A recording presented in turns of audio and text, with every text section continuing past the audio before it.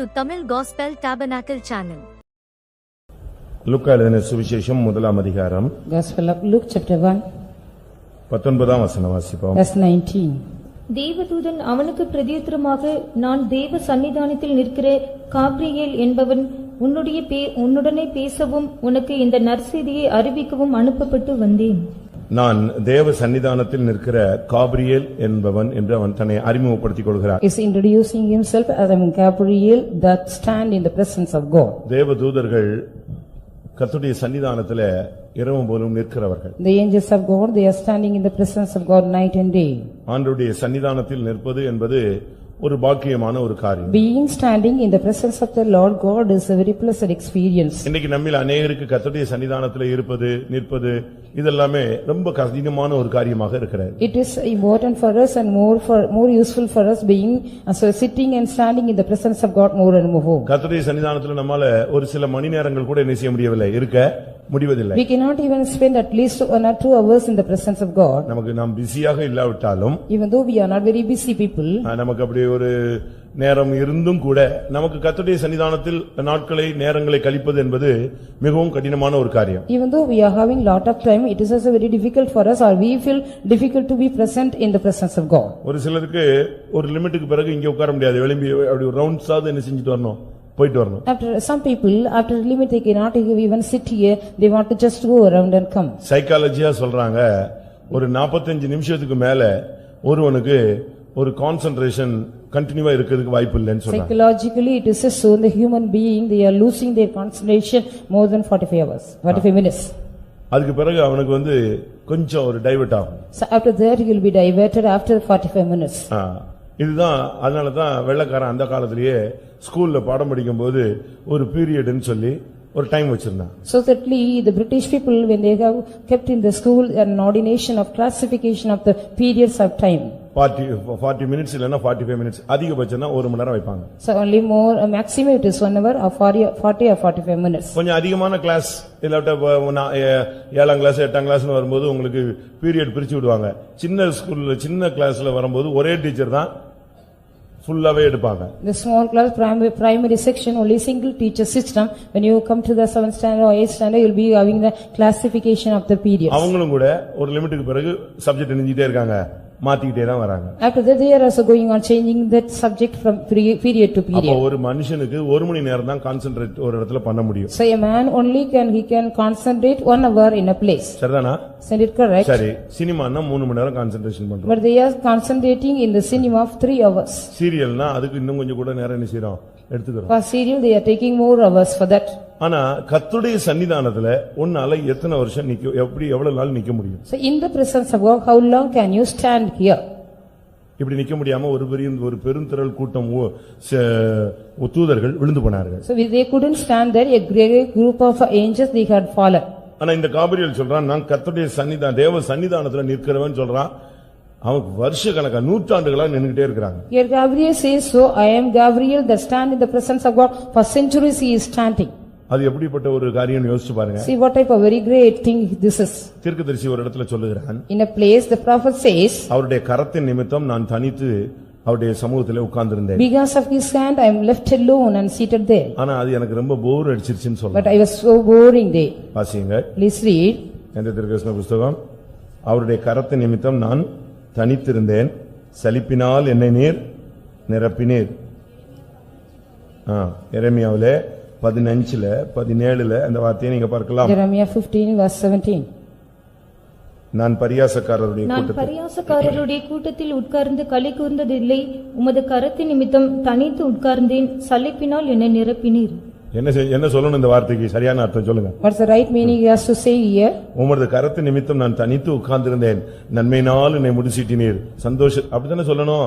You have to say that I sat alone because of the hand, you have crowned me with all the joy and gladness and peace. அவன் தன்னுடைய experience அப்படி சொல்லிட்டாரு, உண்மையை சொல்லிட்டாரு, அதான் விஷயம். He has explained his own experience. நான் உம்முடைய கரத்தின் நிமித்தம் தனித்து உட்கார்ந்தேன், பட் எனக்கு அது எப்படி இருந்துச்சு, போர் அடிச்சிருச்சுன்னு சொல்றான், சலிப்பா மாறிடுச்சுன்னு சொல்றான். I said because of the hand left alone. ஆனா இந்த தூதன் சொல்றான், நான் தேவ சன்னிதானத்துல நிக்கிறேங்கறான். தேவ சன்னிதானத்துல எவ்வளவு நாள் நிக்கிறான்?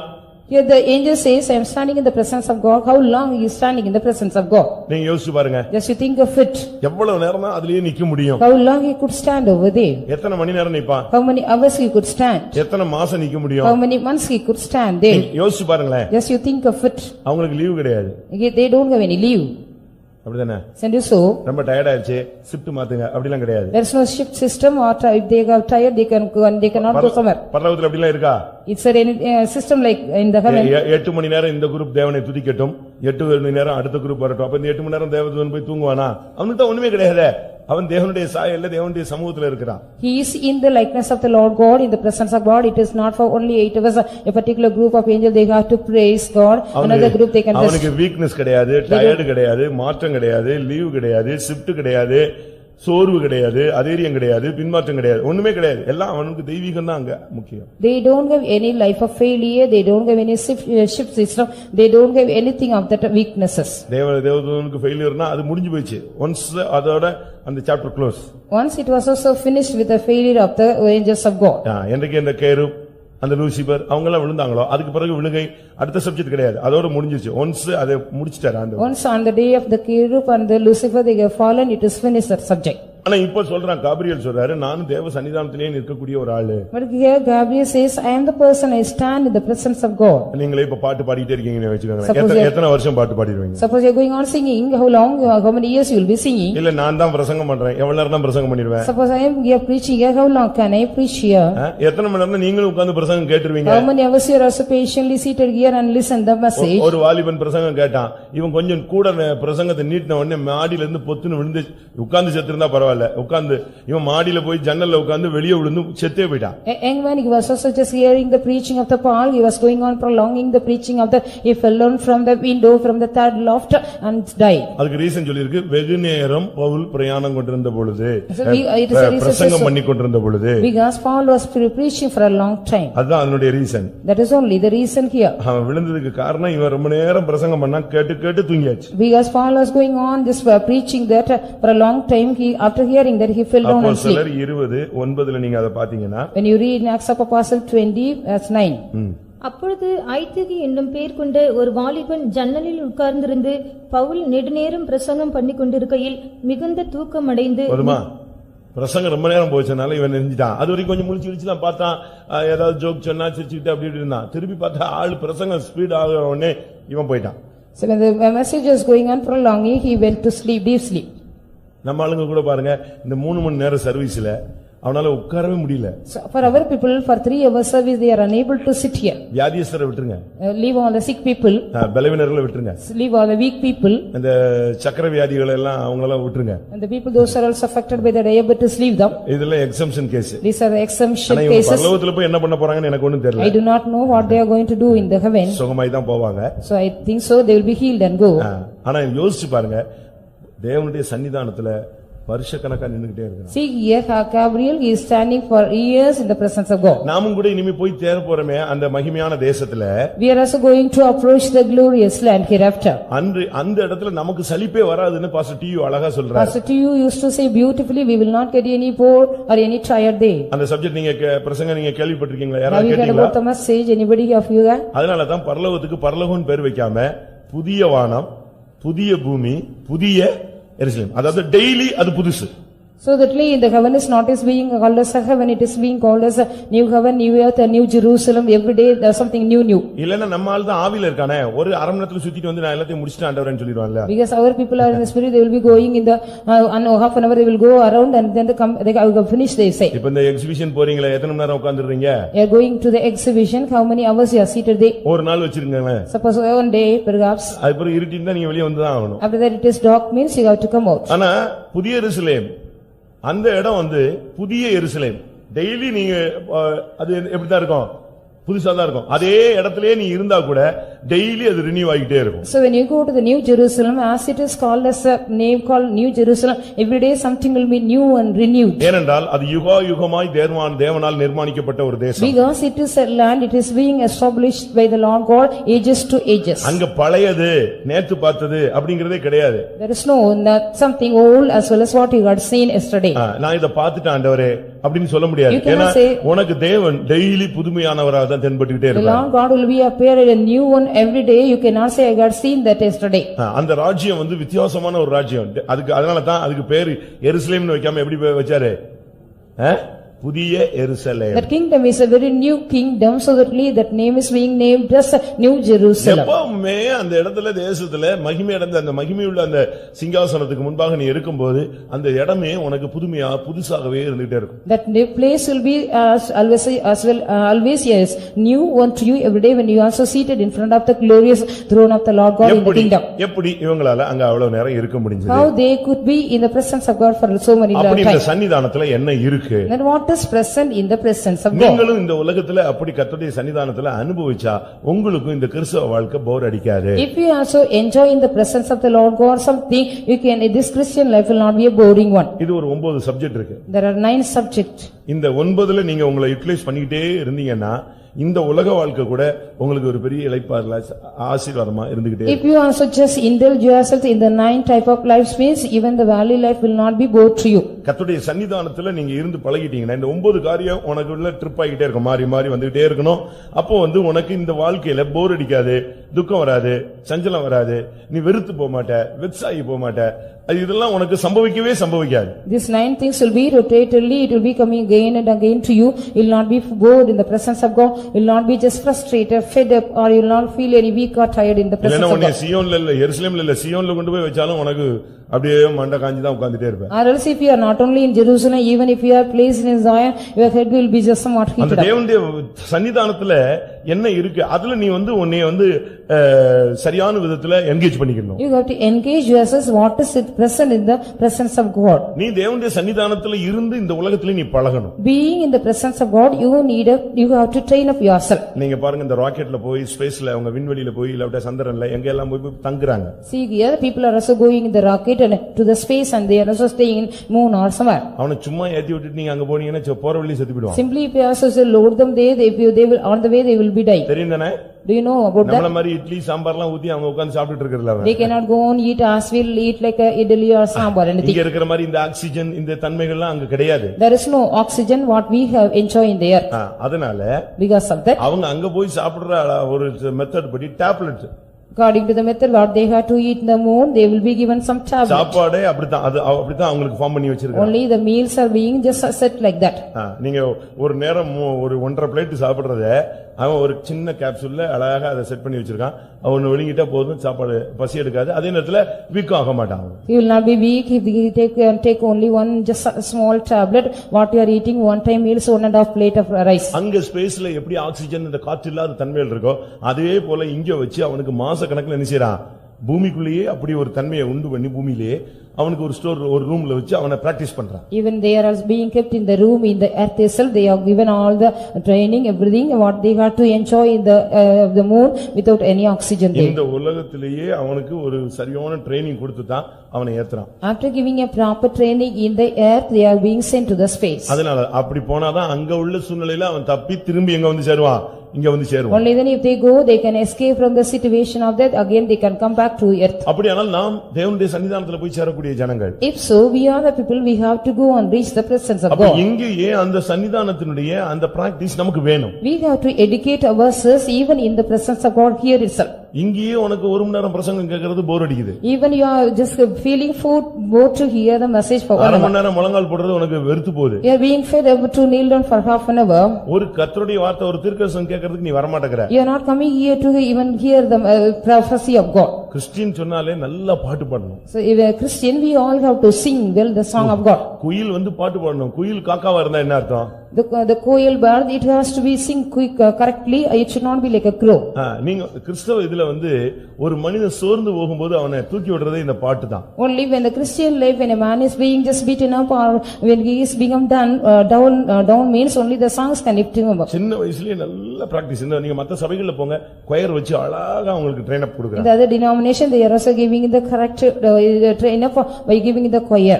அந்த பாடல் நீங்க வந்து இந்த வசனங்கள் தான் பாடல்கள். Only these and the word of God are being just composed as songs. அப்படிதானே? So ஜெயிச்சவன் நிச்சயமா பாட்டு பாடுவான். the conqueror, they will be surely sing songs. சந்தோஷமுள்ளவன் சங்கீதம் பாடக்கடவன். Those who are joy, let them sing songs. அதுதான் ரொம்ப முக்கியமான ஒரு பகுதி. That is only the very very essential part. அதுலயே நீங்க வந்து உட்கார்ந்து பாட்டை கேட்டு நீங்க பாடி வீட்ல போய் அதை பாடி திரும்ப பாடி கர்த்தரை துதிக்கிறது பரலோகத்துல அது ஒரு ஊழியமாகவே கர்த்தர் வச்சிருக்கிறார். In the Lord God has kept this is as a ministry in the heaven. You have to come here and sing the song as well as enjoy it, go home as well as again sing. ஒரு சிலர் நினைக்கிறாங்க இந்த உலகத்துல நம்ம பட்ட பாடுகளுக்கு இளைப்பாறுதல்னு அங்க வரிசையா பெட் போட்டு படுக்க வச்சிருப்பாங்க நினைக்கிறீங்க. Some people are thinking what other suffering we got gone through in the year, the Lord God will be giving rest. There will line by line you will be given just beds. படுக்கையில் இளைப்பாறுகிறார். படுக்கையில் இளைப்பாறுறாங்க. அது வந்து நியாயத்தீர்ப்பு வரைக்கும் தான். நித்தியம் தொடங்கின உடனே அவங்க எல்லாம் எங்க வந்துருவான்?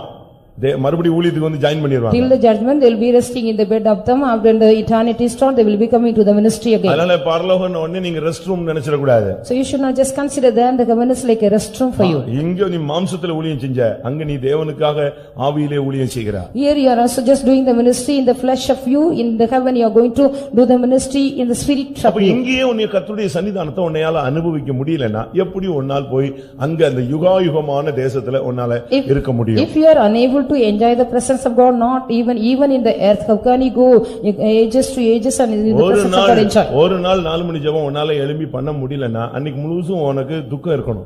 So if you don't get up one day the 4 o'clock praising for means if the whole day you have to you need to be sorrow. ஒரு சண்டே போகலனா உன் வாழ்க்கையில ஒரு பெரிய இழப்பு ஏற்பட்டது போல உனக்கு சாவு வீடு மாதிரி உனக்கு ஒரு துக்கம் இருக்கும். As if like you have to get a sorrow, you are not even attending the one Sunday service, as if you are like a dead house. ஒரு பைபிள் ஸ்டடிக்கு போகாம இருந்தேனா உன் கூட பிறந்த இறந்த மாதிரி நீ யோசிக்கணும். You must think so if you don't attend the one Bible study as if one fellow brother of yours died. நான் சொல்றது உங்களுக்கு கஷ்டமா இருக்கா? Is it difficult for you what I say? கிருபையின் ஆவியும் விண்ணப்பங்களின் ஆவியும் ஊற்றுவேன். அப்பொழுது அவங்க எப்படி ஜெபிப்பாங்களா?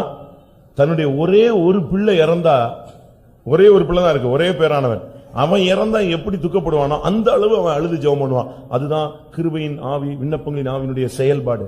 So it is said about I will pour out the spirit of supplication as well as I will pour out the spirit of grace. So they will be just crying and praying for the only son what they had died. அப்படிதானே இருக்கு சகரியால? In Zechariah it is said so. அடுத்து சொல்லி இருக்கிறது ஒருத்தனுக்கு தலைச்சன் பிள்ளை செத்து போச்சுனா எப்படி இருக்கும்? அந்த அளவு அந்த அபிஷேகம் வரும்போது அவன் ஜெபிப்பானா? When the anointing comes he will be just praying and crying later as if like the first one has died.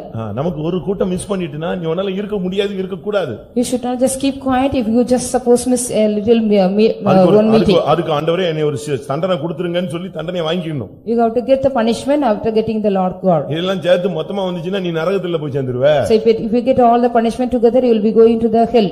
ரொம்ப கவனம். கர்த்தருடைய சன்னிதானத்தை விட்டு விலகி ஒரு வாழ்க்கைங்கிறது அது கற்பனை செய்ய முடியாத ஒரு வாழ்க்கை. It is also a life without imagination. We cannot do even in the without imagination. We being depart from the presence of God. ஒரு சிலருக்கு இந்த வாழ்க்கை வந்து போர் அடிக்குது. Some people are feeling bored in this life. அது வந்து அதை அனுபவிக்க அவனுக்கு தெரியல. Because they do not know to enjoy that life. அவனுக்கு வந்து இது வந்து இந்த எக்ஸ்பீரியன்ஸ் இல்லாதனால அவனுக்கு வந்து இதுல இன்ட்ரஸ்டே இருக்காது. Because they don't have the experiences, they don't have any interest in that. இது வந்து கர்த்தர் நல்லவர் என்பதை என்ன செய்யணும்? பார்த்துட்டு போறதில்ல. கர்த்தர் நல்லவர் என்பதை பாருங்கள், அப்படி அல்ல, கர்த்தர் நல்லவர் என்பதை டேஸ்ட் பண்ணி பாரு. This is not so just you have to see the Lord God is good, but you have to taste and see that the Lord is good. ரட்சிப்புக்குள்ள வரும்போது உன்னுடைய அனுபவம் கர்த்தர் நல்லவர் என்பதை ருசித்து பார்ப்பது. கிறிஸ்துவுக்குள்ள வந்து நீ ஆழமான விதத்துல வளர்ச்சி அடையும் போது கர்த்தர் தயை உள்ளவர் என்பதை நீ என்ன செய்யணும்? ருசிச்சு பார்க்கும்போது தான் கேரக்டர் மாறுகிறது. When you stepped into the salvation you have to taste the Lord God, he is good. When you also stepped in this deeper truth of that you have to enjoy that just taste then the Lord God is gracious, then only your character shall be changed. எப்படி அவனால் கர்த்தருடைய சன்னிதானத்துல நிற்க முடிந்தது? How he was able to stand in the presence of God? நான் இந்த subject ready பண்ணேன். I have prepared the subject. ஆண்டவர் கொடுத்து ரெடி பண்ண. ஆனா இப்போ கிளம்பி வரும்பொழுதுதான் எப்படி நமக்கு 3/4 மணி நேரமா நிக்க முடியலையே, அவன் எப்படி இப்படி யுகமா நிக்கிறான், அப்படி ஒரு क्वेश्चन வந்துச்சு. Then I got a question like that, even we cannot stand here for 45 minutes, so how he was standing for ages to இந்த ages. ஸ்டடியை எப்படி டேக் அப் பண்றதுன்னு ஒரு ஸ்ட்ரகிளா இருந்துச்சு. It was a struggle for me how to take up this study. ஆனா இப்போ அதுக்கு பிறகுதான் ஆவியானவர் பேசினாரு, எப்படி அவன் அவ்வளவு நேரம் நிக்கிறான். Then only the spirit of God dealt with me how he was able to stand in the presence of யாரும் வீட்டுக்கு போகாதீங்க, இப்படியே இருங்கன்னா எவ்வளவு நேரம் இருப்பீங்க? Nobody should go home, you all have to stay here. Likewise, how long will be staying? எவ்வளவு நாள் உங்களால இருக்க முடியும்? How long could you be here? இல்ல வீடு வாசல் இல்ல, இப்படியே பரலோகம்னா நாங்க இருந்துருவோம், நீ இருந்துருவியா? So you will be saying there is no house or anything, means will be here. If it is heaven, means would you be here? எனக்கு மனைவி இருக்கு, புருஷன் இருக்கு, பிள்ளை இருக்கு, வீடு இருக்கு, பிசினஸ் இருக்கு, நாளைக்குள்ள பிரச்சனை ஒண்ணுமே இல்லப்பா, இன்னைக்கு செத்துட்ட என்ன பண்ணுவ? இருந்தானே ஆகணும். So only you will be telling about you are having the husband, wife, children as well as house or the business, everything. If you don't have anything, you have to be here, no? கண்ணை மூட்டா பெட்டில ஃப்ரீசர்ல தூக்கி வச்சிருவான்ல. So if you just suppose close your eyes, means you will be taken in the freezer. அதுக்கு பிறகு நீ அங்க இருந்தானே ஆகணும். After that you have to be there. கர்த்தருடைய சன்னிதானத்துல இருந்து உனக்கு பழக்கம் இல்ல.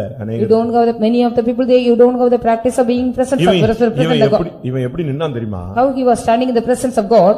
இந்த ஜட்ஜ்மென்ட்ட பார்த்து மிரண்டு போய்ட்டான். So after seeing the judgment, he was trembled. யாருக்கு வந்த ஜட்ஜ்மென்ட்? To whom they got the judgment? லூசிபருக்கு, Lucifer, கேருபுக்கு, Kerub, இந்த ஆதிமன்மையை காத்துக்கொள்ளாத group. The group, they have not just kept their first state. இவங்க எல்லாம் எப்படி உன்னதமானவருக்கு ஒப்பாவேன்னு சொன்ன உடனே தள்ளி தலகுப்புற பூமியில வந்து விழுந்தாங்கிறது அவனுக்கு தெரிஞ்சது. அதனால அவனுக்கு போரே அடிக்காது. சோத்ரம் சோத்ரம் சோத்ரம் இத நினைச்சுக்கிட்டே கர்த்தருடைய சன்னிதானத்துல உட்கார்ந்துருவான். He just thought about all the judgment they got the group of angels they got, because when they also thought so we will be equal to the most high, means how they got pushed down. உண்மைதானே? Isn't it true? ஒரு பிள்ளைக்கு கிளாஸ்ல teacher விளாசி தள்ளனா அவ்வளவு இன்னைக்கு எப்படி இருக்கான்? தெளிவா இருக்கிறான். If a teacher take a cane and beat a particular child, mean all the other students they will be very quiet. அப்படிதானே? Isn't it so? அதே போலதான் ஒருத்தனுக்கு ஜட்ஜ்மென்ட் கொடுத்தாரு ஒரு குரூப்புக்கு, அப்படியே கீழே விழுந்து அவங்க எல்லாம் தள்ளப்பட்டதை பார்த்த உடனே இவங்களுக்கு அவ்வளவுதான் கிருபையில நிற்கிறோன்னு அதுல இருந்து அவனுக்கு கர்த்தருடைய சன்னிதானத்துல என்ன கிடையாது, போரே அடிக்கல. கர்த்தருடைய சன்னிதானத்துல கிருபை நான் நின்று கொண்டே இருக்கிறான். By the grace of the Lord God, he is going on standing in the presence of God. After he has seen a group of angels, they were being just filled up. நீங்க எதுக்குங்க அங்க போனீங்க? ஒரு சேஞ்சுக்காக போனேன். For a change I have gone there. Why did you go there? உன்னை கொண்டு போய் பரலோகத்துல விட்டா ஒரு சேஞ்சுக்கு நரகத்துக்கு கூட போயிட்டு வருவே. If you are being just left in heaven, means even for a change you will go to hell even. அப்படிதானே? Isn't it so? அப்படி அல்ல. It is not so. கர்த்தருடைய சன்னிதானத்துல இருக்கிற நன்மைகளை நீ புரிந்து அதை டேஸ்ட் பண்ணேன்னா உனக்கு கர்த்தருடைய சன்னிதானம் தெய்வீகமாகவே இருக்கும். The presence of God will be a divine one if you also understand and comprehend about all the benefits of the presence of God and enjoy. எப்படி இந்த உலக வாழ்க்கையை கர்த்தருடைய சன்னிதானமாய் மாற்றிக் கொள்வது? How we can change this earthly life into the presence of God? இந்த உலகத்துல நீ கர்த்தருடைய சன்னிதியில இருந்து பழகினாதான் பரலோகத்துல தேவ சன்னிதானத்துல போய் யுகாயுகமா இருக்க முடியும். Only then if you have the practice of being in the presence of God, you can go to the heaven and be there in ages to ages. அதுக்கு முதலாவது First of all, கர்த்தருடைய ஊழியத்துல உங்களை என்கேஜ் பண்ணணும். First of all, you have to engage yourselves in the ministry of God.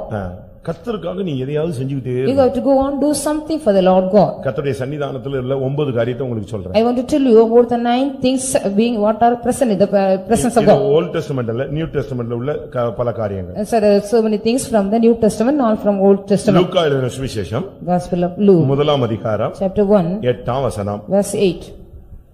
அப்படி இருக்க அவன் தன் ஆசாரிய வகுப்பின் முறைப்படி தெய்வ சந்நிதியிலே ஆசாரிய ஊழியம் செய்து வருகிற கர்த்தருடைய சந்நிதியில நீ இருந்தா கர்த்தருக்கு ஒரு ஆசாரிய ஊழியம் செய்யணும். If you are being in the presence of the Lord God, you have to execute the priest office in the presence இந்த of God. கிறிஸ்தவ வாழ்க்கை போர் அடிக்காம இருக்கணும். இல்ல இந்த கிறிஸ்தவ வாழ்க்கையில நீ இளைப்பாறுதலோட நல்ல விதத்துல இந்த தேவ சந்நிதியாய் இத கழிக்கணும்னு சொன்னா நீ கர்த்தருக்காக ஒரு ஊழியம் செய்யணும். If you would like to lead the Christian life without any boarding in a good level, means you have to do the ministry to the Lord God. சரிதான் நான் சொல்றது? Isn't it correct what I say? ஏன்னா நாம எல்லாரும் ஆசாரியர்கள். Because we are all being called as priests. அப்படிதானே? Isn't it so? வெளிப்படுத்தல் 1:6 படி According to Revelation 1:6, அவருடைய இரத்தத்தினால் நம்மை கழுவி being washed by the blood of him, நம்மை ராஜாக்களும் ஆசாரியர்களுமாய் மாற்றினார். He has made us kings and priests. அப்ப ஆசாரியன் என்ன செய்யணும்? So what a priest has to do? ஆசாரியன் டூர் அடிச்சிட்டு இருக்க முடியாது. ஆசாரியன் டூர் போக முடியாது. The priest cannot go for any tour. அவன் வந்து வேற எதுலயும் என்கேஜ் பண்ண கூடாது. He should not engage himself in any other places. ஆசாரியன் என்ன செய்யணும்? What a priest has to do. அவனுக்கு ஒரு ஊழியம் இருக்கு, ஆசாரிய ஊழியம் செய்யணும். He is having an office, he has to do the priest office. என்ன ஊழியம்? What is that office? Daily அவன் பலி செலுத்திட்டே இருக்கான். Every day he has to go and offer the sacrifice. அதே ஆடை வெட்டுறது, அதே ஆடை தோல் உரிக்கிறது, அதே ரத்தம் சிந்துறது, இதே ரத்தம் தெளிக்கிறது. இதுல போர் அடிச்சுன்னு சொல்லிட்டு அவன் வெளியே போனான்னா தூக்கிடுவார் ஆண்டவர், அவனை கொலை செய்யப்பட கடவன்றார். He shall be killed or murdered if he has to get bored to be cut the same lamb every day. He has to just peel the skin of the lamb every day and he has to spring the blood every day. நீங்க பாருங்க பின்மாற்றக்காரங்களுக்கு பயங்கரமா judgement கொடுக்கிறதுக்கு காரணம் அதுதான். Why see here this reason only the backsliders are given the great judgment. கலப்பையின் மேல் கை வைத்து விட்டு திரும்பி பார்க்கிறவன் இந்த ராஜ்யத்துக்கு கூட என்ன கிடையாது, அவனுக்கு தகுதி கிடையாது. After keeping the hand on the pillow looking back they are not fit for my kingdom. முதலாவது ஆசாரிய ஊழியம். First of all the priest office. நீ கர்த்தருடைய சந்நிதியில ஏதாவது ஒரு ஊழியத்தை நீ செஞ்சுக்கிட்டே In the இருக்கணும். presence of the Lord God you have to go on do any one of the offices. நான் முதல்ல சொன்னேனே இந்த காபிரியேல் அவனுக்கு ஒரு ஊழியம் இருந்துச்சு. First of all what I told about you Gabriel, he had a ministry. அவனுடைய ஊழியம் என்ன? What was the office of him? அந்த வசனத்தை சொல்றான் பாருங்க 1:19ல. In 1:19 of Luke he says. என்ன சொல்றான்? What he says? நான் உனக்கு நற்செய்தியை அறிவிக்கும்படி வந்தேன். I have just come to give thee the good glad tidings. இன்னைக்கு பாருங்க நற்செய்தி எவ்வளவு பேருக்கு அறிவிச்சிட்டு இருக்காங்க தெரியுமா? Today you see many people are just proclaiming the good tidings. தேவதூதன் வந்து அறிவிக்கல, தேவதூதனுடைய வார்த்தையை நாம் அந்த ஊழியத்தை நாம் செஞ்சிட்டு இருக்கிறோம் இப்போ. So we are the angels of God, they are not proclaiming, we are doing the ministry of the angels of God. நீ ஒரு ஆசாரியன் சொன்னா நீ நற்செய்தி அறிவிக்கக்கூடிய ஒரு ஆசாரிய ஊழியம் செய்யணும். If you are a priest mean you have to do the ministry of proclaiming the glad tidings. ஊழியம் என்பது பல வகைப்பட்டது. The ministries are different types. அதுக்கு ஒவ்வொன்றும் ஒவ்வொரு ஊழியம் தான். So each and every ministry is different. ஒவ்வொன்றும் ஒவ்வொரு சேவை. Each and everything is as a prayer service. ஊழியம்ங்கிறது ஒரு சேவை மனப்பான்மையோடு செய்ய. ஏன்னா ஊழியத்துக்கு இந்த உலகத்துல என்ன கிடையாது? சொல்லுங்க. நீங்க கவர்மெண்ட்ல ஊழியர்கள், அரசு ஊழியர்கள்மா, அவனுக்கு அரசு என்ன கொடுத்துருது? சம்பளம் கொடுத்துருது. ஆனா கர்த்தருக்கு ஊழியம் செய்யறவனுக்கு இந்த உலகத்துல என்ன கிடையாது?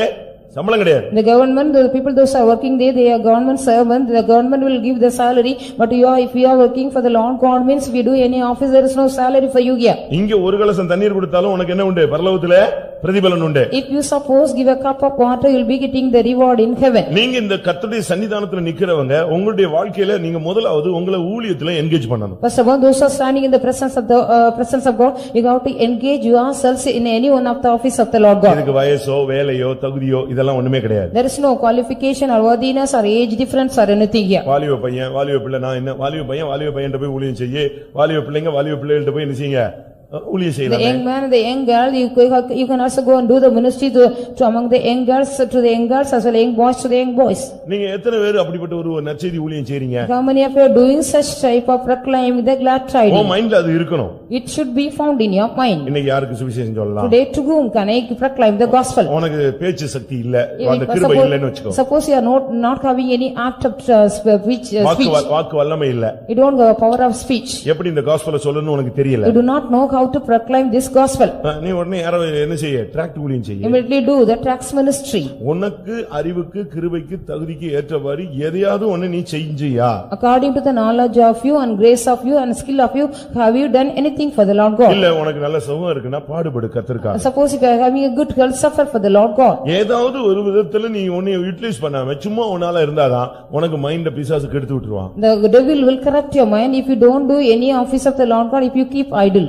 ஊழியக்காரங்க விழுந்து போறதுக்கு காரணம் அவங்க இந்த ஊழியத்துல சரியான விதத்துல தங்களை என்கேஜ் பண்ணி கொள்ளவில்லை. The servants of God, they are being fallen away because they have not engaged themselves in the ministry correctly. விசுவாசி பின்மாறி போறதுக்கு காரணமும் அவனும் இந்த சத்திய ஊழியத்துல சரியான விதத்துல இந்த அப்போஸ்தல ஐக்கியத்துல தன்னை உறுதிப்படுத்திக் கொள்ளவில்லை. So why the believers they are also just going and backsliding and falling away, they have not engaged themselves in the apostolic ministry or fellowship. 24 hours ஊழியம் செய்யணும் நான் சொல்லல. It's not so you have to do ministry for 24 hours. நீ வந்து விசுவாசி அல்லவா? Are you not a believer? நீ அந்த ஊழியத்தை கர்த்தருடைய சன்னிதானத்துல உனக்கு அந்த டைம், அதாவது 9 காரியத்துல உன்னை என்கேஜ் பண்ணிக்கிட்டீனா நீ கர்த்தருடைய சன்னிதானத்துல இங்க இருக்கிறது மாத்திரம் இல்ல பரலோகத்திலும் தேவ சன்னிதானத்துல போய் சேருவாய். Suppose if you engage in these 9 things, not only being present in the presence of here, you can also go to heaven. முதலாவது நீ நல்ல ஊழியம் செய்யற ஒரு மைண்ட் உனக்கு சர்வீஸ் மைண்ட் இல்ல நான் ஒண்ணுமே செய்ய முடியாது. First of all, you need a very good service man. If you don't have that, you can't do anything. இவன் உங்க வீட்ல வேலை செய்றீங்க பாத்தீங்களா, உங்க சொந்த வீட்ல வேலை செய்றீங்க பாத்தீங்களா, அத கூட நீங்க கடமையா செய்யாம ஊழியமா செய்யணும். Even you are also doing some services at your own house as a domestic work, you should not consider as a duty. You have to do it as a service. கலாத்தியர்ல சொல்லி இருக்கு, In Galatians it is said so. புருஷனும் மனைவிக்கும் தான் அந்த பிரமாணம் சொல்லி இருக்கு. ஒருவருக்கொருவர் அன்பினாலே என்ன செய்யுங்கள், அன்பினாலே ஊழியம் செய்யுங்க. Serve one another with love, it is said. கலாத்தியர் 5 Galatians 5. அஞ்சாயத்தன அத நீங்க மாம்சத்துக்கு ஏதுவாமே அனுசரிக்க கூடாது. 11 இல்ல 13 கலாத்தியர் 5:13. சகோதரரே, நீங்கள் சுயாதீனத்திற்கு அழைக்கப்பட்டீர்கள். இந்த சுயாதீனத்தை நீங்கள் மாம்சத்திற்கு ஏதுவாக அனுசரியாமல் அன்பினாலே ஒருவருக்கொருவர் ஊழியம் செய்யுங்கள். இது ஒரு விசுவாசிகளுக்கு கொடுக்கப்பட்ட ஒரு கட்டளை. This is a commandment which is given unto the believers. அத நீங்க சரியான விதத்துல விளங்கிக் கொள்ள வேண்டும். In the right manner you all have to understand. இந்த விஷயத்துல நீங்க ரொம்ப கவனமாக இருக்கணும். You should be very diligent in this matter. இது சபைகளுக்கு எழுதுகிற ஒரு வார்த்தை, சபைகளுக்கு எழுதுகிற வார்த்தை. This is a word of God to the church of God. அதனால நீங்க தேவனுடைய சபையில இருக்கிறவங்க ஒருவருக்கொருவர் அன்பினால் ஊழியம் செய்யணும். So the people those are being present in the church of God, you have to love each other by love. மாம்சத்துக்கு குடும்ப வாழ்க்கையை மாம்சத்துக்கு ஏதுவாக அனுசரியாமல் நீங்க அன்பினால ஊழியம் செஞ்சீங்கன்னா அந்த குடும்பம் நல்லா நிக்கும். So the family life, we should not just use it for the occasion of the flesh. By love you have to serve one another. அதனால நீங்க அந்த சர்வீஸ் மைண்ட்ல நீங்க செஞ்சு பாருங்க. ஒரு தாய் தன்னுடைய குழந்தைக்கு செய்றாளே, அது எந்த பிரதிபலனை எதிர்பார்த்து செய்றா? So what a mother is doing the service to the child, what kind of reward she is expecting from the child? அந்த பிள்ளையின் மேல உள்ள பாசத்துல செய்யக்கூடிய ஒரு ஊழியம் அது. Because of the affection what she found she is having upon the child, she is doing the service. அதுபோல நீங்க குடும்பத்துல நீங்க ஊழியம் செய்யணும். Likewise you have to serve in the family of you. அதேபோல கர்த்தருக்காகவும் உங்களால முடிஞ்ச அளவு நீங்க சேவை செய்யணும். As far as likewise you have to serve the Lord God, it is possible. ஒரு சிலர் எல்லாம் ஊழியத்துக்கு நம்ம கூப்பிடுறோம், வர்றாங்களா? Some people we are also calling for the ministry, are they ready to come? அந்த வேலை செய்யுங்க இந்த வேலை செய்யுங்கன்னா யாருக்காவது செய்ய முடியுதா பாருங்க. So we are asking them to do this and that servicemen, are they அவங்களுக்கு அந்த மைண்ட் இல்ல. They don't have the mind to do that. கர்த்தருக்காக எதையாவது செய்யணும்ங்கற அந்த மைண்டே கிடையாது. They don't have the mind to do anything for the Lord God. அந்த mind நமக்கு வேணும். We need such mind. யாரு செஞ்சாலும் செய்யாட்டாலும் நான் கர்த்தருக்காக என்ன செய்வேன், செய்வேன். Let anybody do that service or not, I will do the service to the Lord God. இரண்டாவது அப்போஸ்தலர் 2:28. Secondly, Acts of Apostle 2:28.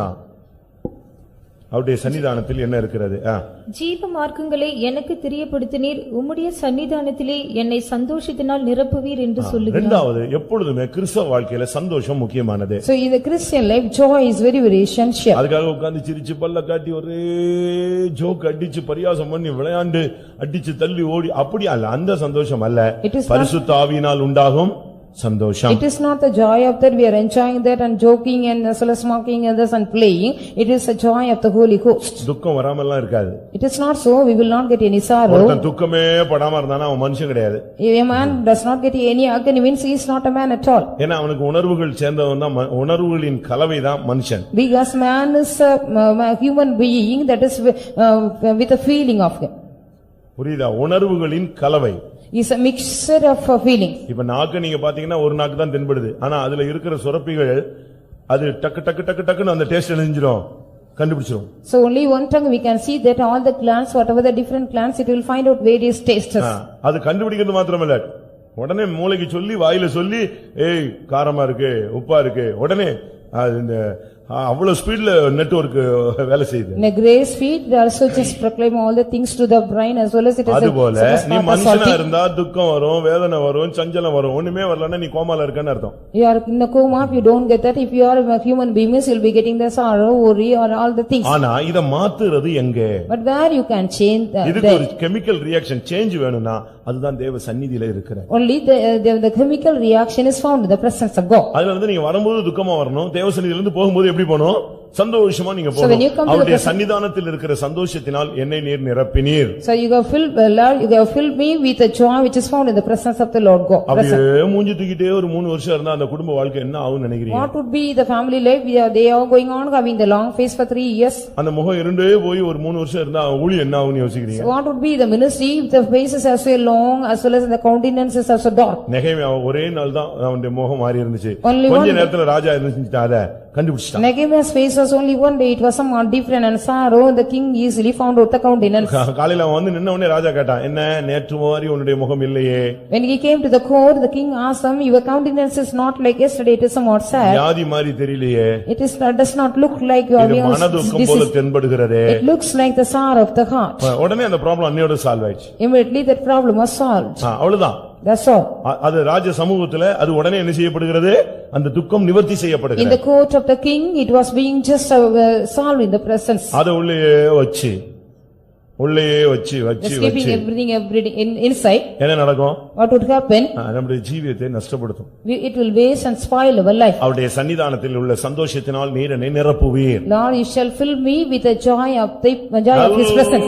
ஆவில நிரம்பணுங்க. You have to fill in the anointing well and well. சந்தோஷப்பட்டு கலிகூருங்கள். Just be rejoice and glad. நமக்கு entertainment கிடையாது இல்ல? We don't have any other entertainment, no? அப்படிதானே? நமக்கு என்டர்டெயின்மென்ட்னா தேவனுடைய பிள்ளைகளுக்கு நேரம் கழிப்பது, டைம் பாஸ் எல்லாமே இதுதான். What is the time passing? What is the entertainment for the children of God? சொல்லுங்க. Could you say so? கர்த்தருடைய சந்நிதிதான் நமக்கு நேரம் போக்குற ஒரு இடம். Only the presence of God is the passing time for us. ஒரு 10 நிமிஷம் இருந்துச்சு, அரை மணி நேரம் இருந்துச்சு, ஒரு மணி நேரம் இருந்துச்சுனா பைபிள் படிக்கிறது. So for 10 minutes or half an hour, 1 hour we can read the Bible. Disturb இல்லாம இருக்கு அப்படினா டக்குனு முழங்கால போட்டு நிஞ்சிடலாம், ஜெபிக்க ஆரம்பிச்சலாம். There is no disturbance, we can kneel down and pray. இல்ல ஏதாவது இன்னைக்கு ஒரு ஏவுதல் இருக்கு, டிராக்ட் கையில இருக்கு, கொண்டு போய் கிளம்பிடுறது. Suppose you are having the motivation, you are having the tracksman, just go and supply. எப்படி யோசிச்சு பாருங்களேன். Just you think of it. நாம அப்படி ஒரு என்கேஜ் பண்ணிக்கிட்டதா? நீ கர்த்தருடைய சன்னிதானத்துல வந்துட்டு முன்னு போனீனா அப்போ உனக்கு இந்த இடத்துல உனக்கு வந்து உள்ள அந்த விடுதலை கிடைக்கலன்னா you don't get the deliverance if you also come with a long face here and going back again with a long face. அதனால தான் சொல்லி இருக்குது, இரண்டாவது கர்த்தருடைய சன்னிதானத்துல உனக்கு இளைப்பாற சமாதானம் இருக்கிறது, சந்தோஷம். Secondly, in the presence of the Lord God you are having joy. மூன்றாவதாக thirdly, அப்போஸ்தலர் 3:19 படி பார்க்கும் பொழுது when we read according to Acts of Apostles 3:19 கர்த்தருடைய சன்னிதானத்துல இளைப்பாறும் காலம் இருக்கிறது. There is also a time of resting in the presence of God. ஆனபடியினாலே கர்த்தருடைய சன்னிதானத்திலிருந்து இளைப்பாறுதலின் காலங்கள் வரும்படிக்கும் முன் இளைப்பாறுதல் கர்த்தருடைய சன்னிதானத்துல உனக்கு இளைப்பாறுதல் வரணும். In the presence of the Lord God you need to refresh yourself. ஒரு பெரிய இளைப்பாறுதல், அதுதான் நம்ம கிறிஸ்தவ மார்க்கத்தினுடைய துவக்கமே. That is only the beginning of the Christian life. There is a great refreshment. வருத்தப்பட்டு பாரம் சுமக்கிறவர்கள் எல்லாரும் என்னிடத்தில் வாருங்கள், நான் உங்களுக்கு என்ன செய்கிறேன். முதல்ல அவர் கொடுத்தது என்னது? வெள்ளக்காரன் வந்த உடனே கொடுத்தது கோதுமை மாவு. ஆனா இயேசுவிடத்துல வந்த உடனே கொடுத்தது என்னது? இளைப்பாறுதல். And the British people when they came here they supplied only the wheat. When the Lord God Jesus Christ when he came he gave those who are labor and heavy laden, come unto me, I'll give you rest. என்னிடத்தில் வாருங்கள், நான் உங்களுக்கு இளைப்பாறுதலை தருவேன். Come unto me, I will give you rest. என் நுகத்தை ஏற்றுக்கொள்ளுங்கள், ஆத்துமாவுக்கு இளைப்பாறுதலை தருவேன். So receive my yoke, I'll give you rest to your soul. இதுதான் கிறிஸ்தவ மார்க்கம். This is only the way of Christian. உனக்கு இளைப்பாறுதல் இல்லாத போது நீ இளைப்பாறுதலை பிரசங்கம் பண்ணி பிரயோஜனம் இல்ல. When you don't have the refreshing, there is no use of preaching the refreshing to others. அப்படி உனக்கு இளைப்பாறுதல் இல்லையா, நஷ்டப்பட்டுச்சா, இங்க வந்து உடனே கர்த்தருடைய சந்நிதியில எதை பெற்றுக்கணும்?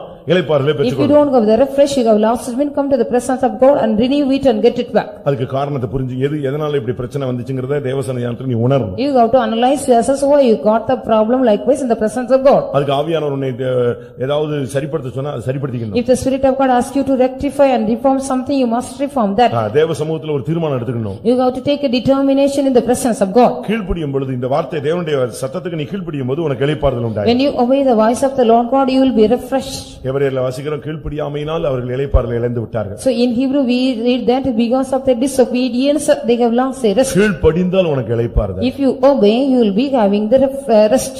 இது எபிரேயர் 3 கடைசியிலும் 4 முதல்லயும் நீங்க 13 வசனத்துக்குள்ள இத நீ பார்த்துக் கொள்ளலாம். You can read in Hebrew 3 laws or 4.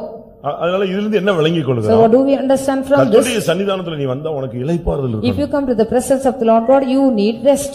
உன்னுடைய இளைப்பாறுதலை நஷ்டப்படுத்த நீ அனுமதிக்கவே கூடாது. You should not allow anybody else to waste your or spoil your rest. இளைப்பாறுதல் தான் நம்முடைய சொத்து. Only the rest is our asset. உலகத்துல பணம் இல்லாம இருக்கலாம். In the world you may don't have any money. சில நஷ்டங்கள் இருக்கலாம். Sometimes you may have losses. சில காரியங்கள் நமக்கு வாய்க்காமல் இருக்கலாம். Sometimes some things are not prosperous unto us. அது உலகம் அப்படிதான் இருக்கும். So the wall will be like that. ஆனா நீ தேவ சன்னிதானத்துல இருந்து பழகி இருந்தேனா உன்னுடைய இளைப்பாறுதல் எந்த சூழ்நிலையிலும் நிச்சயாது நஷ்டப்படவே படாது. If you are having the practice of being in the presence of God in any occasion, your rest shall not be wasted. கடல் கொந்தளித்தது. The sea was raging. பயங்கரமான காற்று. There was a great heavy tempest. Boat தத்தளிக்குது. The boat was being just stumbling. தண்ணி உள்ள போட்டுக்குள்ள வந்துட்டு இருக்கு. Yet water was entering inside the boat. இவங்க தண்டு வலிச்சிட்டே இருக்காங்க. They were going on rowing and rowing. எவ்வளவோ ட்ரை பண்றாங்க. They were also trying much and hard labor. இளைப்பாறுதல் தருகிற தெய்வம் அதுக்குள்ள எப்படி இருந்தாரா? But how was the Lord God who gives the rest? How he was inside the boat? இந்த சூழ்நிலைக்கு சென்டர்ல அவர் யார் இருக்கா? In the midst of the situation, who was there inside the boat? இளைப்பாறுதல் தரும் தெய்வம் உள்ள உட்கார்ந்திருந்தார், படுத்திருந்தார். அவர் என்ன செஞ்சிட்டு இருந்தார்? பைபிள் என்ன சொல்லி இருக்கு தெரியுமா? இளைப்பாறிக் கொண்டிருந்தார். The Lord God who gives the rest, what he was doing there, he was resting in the midst of that. அதுதான் அவருடைய பெரிய மேன்மையான ஒரு மகத்துவமான ஒரு அனுபவம். Only very great and excellent experience of him. நமக்கு அப்படி இல்ல. We don't like this. ஒரு 3 நிமிஷத்துல இளைப்பாறுதெல்லாம் காணாமலே போயிடுது. In 3 minutes we are losing all the rest and we are just திரும்ப இவனுக்கு இளைப்பாறுதலை கொண்டு வரணும்னா ஒரு 4 காத்திரு கூட்டமாவது தாண்டினாதான் அவன் இளைப்பாறுதலுக்கு வருவான். Only then if you want to bring back the rest means 4 tarrying meeting you have to come here and fast. கொந்தளிப்பின் நடுவிலே இளைப்பாறிக் கொண்டிருந்தார். In the midst of the raging of the sea, he was resting. அதனால தான் அவர் தைரியமா சொன்னார், என்னிடத்தில் வா, நான் உனக்கு என்ன செய்றேன், எந்த சூழ்நிலை கொந்தளிச்சிட்டே இருந்தாலும் நீ வா, நான் உனக்கு இளைப்பாறுதல் தரேன். So then he was saying boldly, whatever it may be, if even though it is raging, come to me, I'll give you rest. நீ கர்த்தருடைய சன்னிதானத்துல காலமெல்லாம் நிற்க வேண்டுமானால், If you want to stand in the presence of the Lord ages to ages. இந்த ஒரு நாளுக்கு 24 மணி நேரம், அதுல ஒரு குறிக்கப்பட்ட நேரம் ஊழியம் செய். So 24 hours per day, you have to, in a particular hour, you do the ministry. நீங்க எல்லாரும் சண்டே தான் ஏதாவது ஒரு அரகர ஊழியத்தை செஞ்சுட்டு விட்டா போதும்னு ஓடுறீங்க. So because only on Sundays you are doing some half ministry and just running away. Daily ஒரு ஆசாரிய ஊழியம் செய். So every day do your office of a priest. அடுத்து இரண்டாவது உனக்குள்ள சந்தோஷத்தை நீ என்கேஜ் பண்ணிக்க. Secondly, engage yourself as joy in you. ஒரு இந்த உலக பிடியில் இல்லாம நீ வெளியே வரணும். You have to come out of the catch of the world. உன்னுடைய சந்தோஷத்தை வேற வரலாம எடுத்துற கூடாது. No other power has to lose your joy. உலகம் கொடுக்கவும் எடுக்கவும் முடியாதவான பேரின்ப சமாதானம் சந்தோஷம் உனக்கு தேவன் தந்திருக்கிறார். The Lord has also given you very great joy and the peace which the world cannot give you and give and உன்னுடைய take. சந்தோஷத்தை கெடுக்கிறதுக்கு நீ சான்ஸே கொடுத்துற You கூடாது. should not give, anybody has to corrupt your joy. மூன்றாவது நீ நல்ல இளைப்பாறணும். Thirdly, you need a correct refreshment. அந்த இளைப்பாறுதலை கடல் என்ன கொந்தளிச்சாலும் ஸ்தோத்திரம் பண்ணிட்டே இருந்துட்டே. Whatever may be the sea or raging, you should be in the rest of you. அத உலகத்துல சொல்லுவாங்க. The world they may say. நிறை கூட என்ன செய்யாது, கூத்தாடாது.